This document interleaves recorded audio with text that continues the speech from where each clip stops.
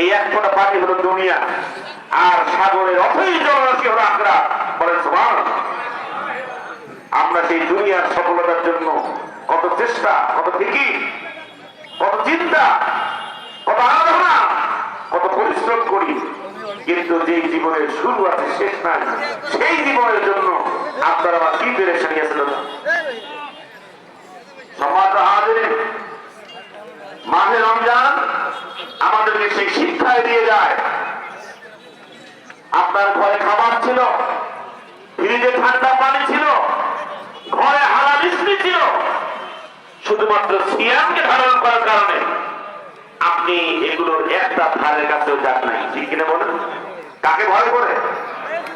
সেই আল্লাহ কি এখন নাই?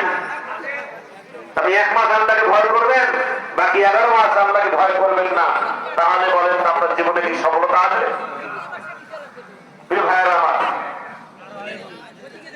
যদি আপনার কাছে একটু প্রস্তাব দেওয়া হয় যে আপনাকে জিনিস আছে 2টা, নিতে পারবেন 1টা, সেটা হলো একটা বাইসাইকেল আর একটা মোটর সাইকেল। শর্ত হলো বাইসাইকেলটা যদি নেন আপনাকে কোনো ফেরত দিতে হবে না, আর মোটর সাইকেলটা যদি আপনি নেন তাহলে 1 মাস চালায় আপনাকে ফেরত দিতে হবে। যদি আপনার মাথার স্ক্রু ঠিক থাকে, বলতো কোনটা নেবেন? বাইসাইকেল না মোটর সাইকেল?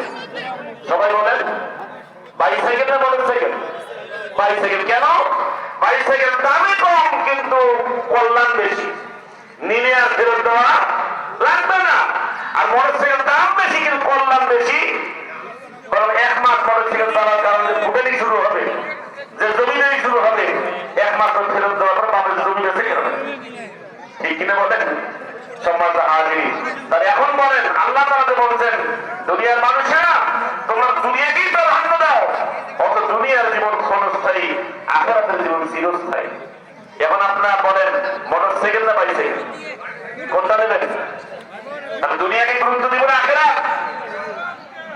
সম্মানিত ভাইরা, এমন এক বাংলাদেশে আমরা আছি, যেই বাংলাদেশে মানুষের চিন্তার ক্ষেত্রে দর্শন